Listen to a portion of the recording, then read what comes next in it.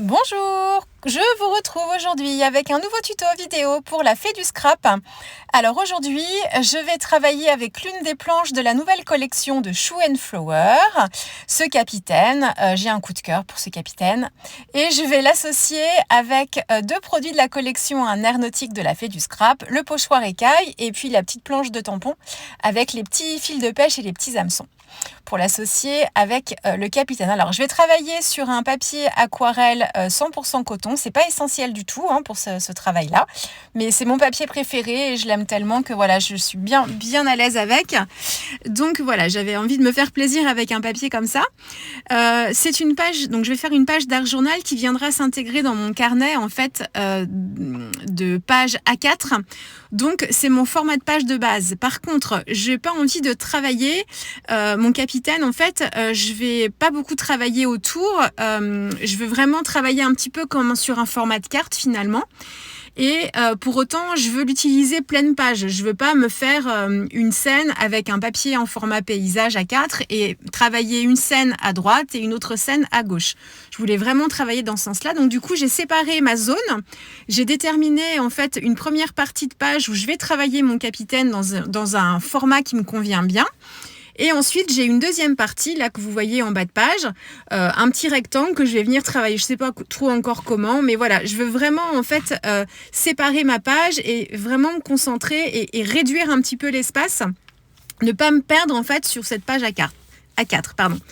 J'ai mis du masking tape tout autour. Mon bloc de papier fait plus que du A4, donc j'ai juste matérialisé avec un petit trait de crayon le format A4 sur mon papier et j'ai mis du masking tape tout autour, mais à l'intérieur de ma zone A4 pour laisser une marge blanche tout autour. Et puis sur les deux parties haute et basse, là j'ai tout mon masking tape, mais j'ai un petit liseré en fait qui viendra séparer mes deux parties, qui sera pas aussi important que la largeur de mon masking tape.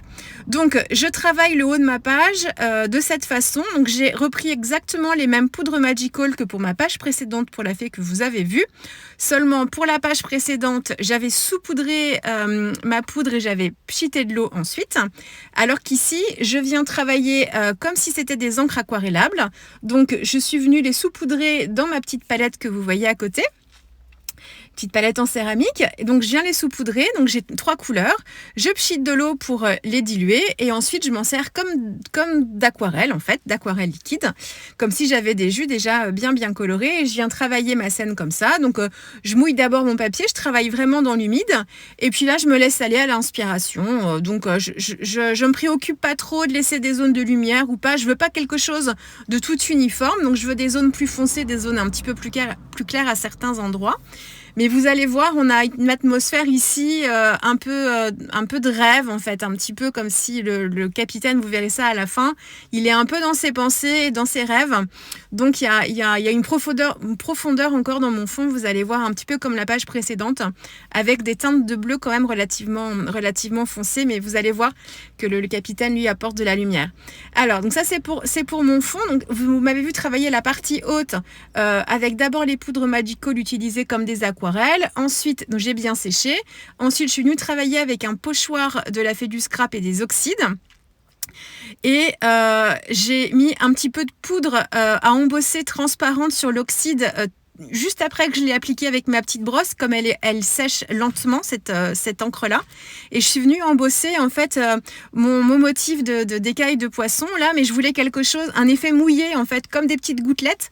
Donc j'ai pas mis beaucoup de poudre et je veux vraiment un effet vraiment pas forcément très net et assez aléatoire pour qu'on ait une impression un petit peu vraiment de gouttes d'eau en fait, comme si on avait les embruns comme ça de la mer qui venaient se déposer sur la page.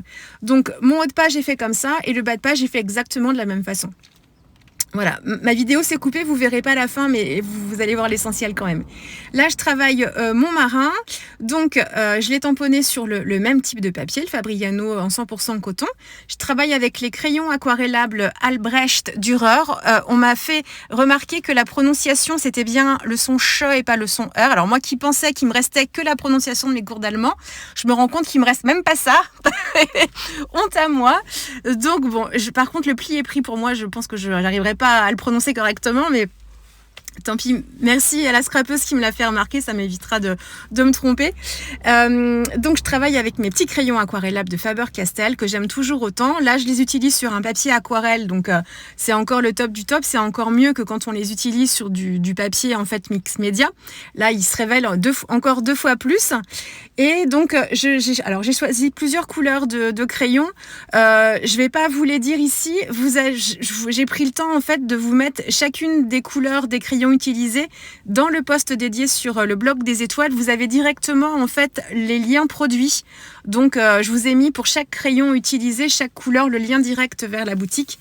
Donc comme ça, c'est plus pratique pour vous et ça m'évite de perdre du temps à vous citer tous les numéros, sachant que bon, le temps de les noter, c'est plus facile comme ça.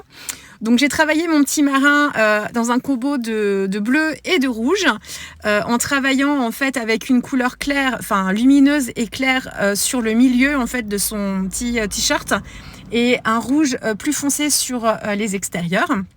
Les techniques de colorisation sont toujours les mêmes avec les crayons aquarellables, c'est exactement que pour les Inktense, la même chose que pour les Inktense. Et puis voilà, bon, j'ai pas grand chose à vous dire. Ah si, pour la couleur peau, j'ai utilisé la petite palette en fait de Caran d'Ache, je crois que c'est Caran d'Ache, oui c'est bien ça, la partie rugueuse pour utiliser mes crayons aquarellables couleur peau en les crayonnant dessus et venir prélever directement la couleur. Vous pouvez aussi prendre la couleur directement sur la mine du pinceau. Attention, il faut quand même essayer de diluer quand même la couleur avant de l'appliquer pour pas avoir quelque chose de trop foncé dès le départ. Donc voilà, les crayons couleur peau de Faber-Castell, que ce soit en crayon de couleur ou en crayon aquarellable, sont tout à fait adaptés. Enfin, on a vraiment moi ça me convient tout à fait. J'ai pas besoin de faire de mélange entre le rose et le jaune avec les crayons couleur peau de cette marque-là. Donc ils sont bien à utiliser tels quels comme ça. Voilà. Après pour le reste, le marin, j'ai pas grand-chose à vous dire. Et là, je m'attaque au petit perroquet. Alors, je sais pas quelle race de perroquet c'est. Dans mon esprit, il y avait des perroquets comme ça avec plein de couleurs différentes. On passait du rouge au bleu, au jaune, au vert. Donc, je sais pas quel est leur petit nom à cette race de perroquet-là.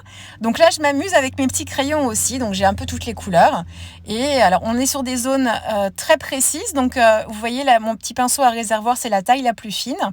Donc, je crayonne d'abord sur mon papier et ensuite, je viens travailler du plus clair au plus foncé. Quand vous avez comme ça, vous voyez, j'ai le bleu d'un côté et le rouge de l'autre. Attendez bien que ça sèche avant de vous attaquer à la couleur d'à côté, comme elle est vraiment à l'opposé dans le cercle chromatique. Si vous voulez pas avoir du violet en fait, et que si vous voulez pas avoir la couleur qui fuse et vous provoquez du violet. Donc soit vous attendez que ça sèche en vous occupant d'une autre zone un petit peu éloignée, ou vous séchez au heat gun. Je vous le dis d'expérience, parce qu'on se fait toujours avoir en voulant aller vite. Et voilà, après on regrette un petit peu. Donc voilà pour le petit perroquet. Bon, j'ai pas grand chose à vous dire. Et puis j'ai tamponné la petite banderole là, et j'ai récupéré, donc ça c'est là sur la même planche de tampon du petit marin, et j'ai récupéré une partie d'un texte voyage, mais c'était un texte avec plusieurs mots, et j'ai juste récupéré le mot voyage. Ensuite, vous voyez là, donc mon fond de page, donc vous voyez la partie haute, la partie basse, le petit liseré au milieu pour casser un petit peu le côté A4. J'ai tamponné, donc c'est une autre planche de tampon de Shoe & Flower avec les petits bateaux que j'ai appliqué, j'ai tamponné directement sur mon papier en noir, et je vais les travailler en ton sur ton, et c'est là où je vous disais, on est un petit peu dans les rêves. Il fait nuit un peu, les bateaux sont un petit peu voilà, le soleil se couche dans le clair-obscur un petit peu, et donc je les ai travaillés en ton sur ton, en reprenant en fait des crayons aquarellables, donc de la même gamme, que je viens travailler. Je viens juste travailler les voiles, alors pas toutes les voiles. J'ai travaillé le bateau du milieu, sachant très bien qu'il allait être caché par mon marin. Là, je fais des tests de mise en place, mais je vais le remonter comme j'avais imaginé au début. Donc le petit bateau central, il sera caché par le marin, donc ça n'a pas d'importance, mais je voulais tester mes couleurs et voir ce que ça rendait en fait avec les choix de couleurs que j'avais fait, me disant si ça ratait, de toute façon on verra plus bateau, et ça m'a permis d'ajuster un petit peu les couleurs. Donc en fait, sur le bateau central, j'ai d'abord commencé par appliquer une couleur assez claire qui est venue en fait atténuer ensuite la couleur la plus foncée que j'avais mise même sur les extérieurs de ma voile. Et du coup, sur les bateaux de chaque côté, j'ai utilisé directement des crayons plus foncés pour vraiment qu'on ait une impression de ton sur ton et qu'ils ressortent un petit peu plus.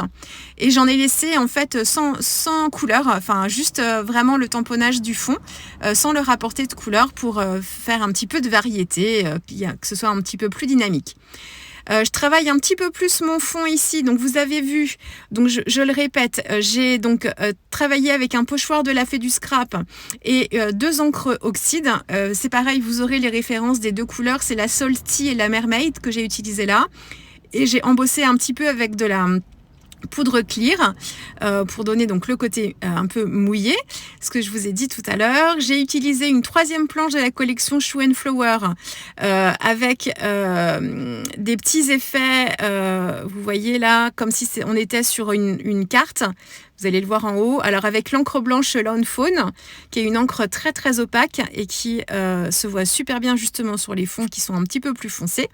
Là, j'essaye de vous montrer le côté scintillant parce que mes poudres Magical que j'ai utilisées, certaines étaient déjà irisées naturellement dans les petits pots que j'ai choisis, et puis d'autres pas. Et pour ajouter un petit peu de scintillement un petit peu plus important, j'ai réutilisé un petit pot de poudre scintillante nacrée. C'est pareil, vous aurez encore les références sur le blog.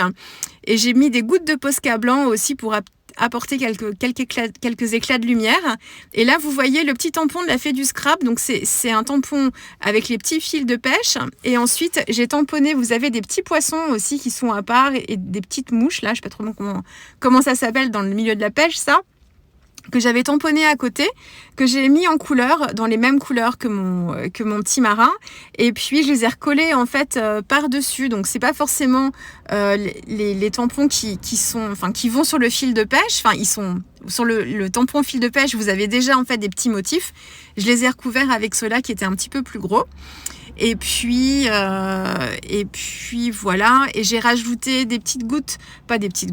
j'ai rajouté des petits traits de Posca blanc sur les bateaux pour qu'on ait un petit peu de lumière, qu'on ait un peu comme si c'était le clair de lune en fait qui émettait un petit peu de lumière par endroits. Et puis pour apporter des petites touches de blanc aussi, j'ai travaillé avec les petits tampons, là vous voyez, les petits compas, les petites boussoles que j'ai tamponnés sur mes chutes de papier, détourées et recollées par-dessus. Et j'en avais tamponné certains aussi directement sur le fond de page. C'est pareil pour les petits cachets de poste. Tout ça, c'est sur la même planche de tampon avec justement le petit cadran. Et puis voilà, je crois que j'ai fait le tour de ce que je voulais vous dire. J'espère que cette page vous aura plu, mon beau marin là. Et puis on se retrouve très vite avec une prochaine réalisation pour la Fée du Scrap. Au revoir.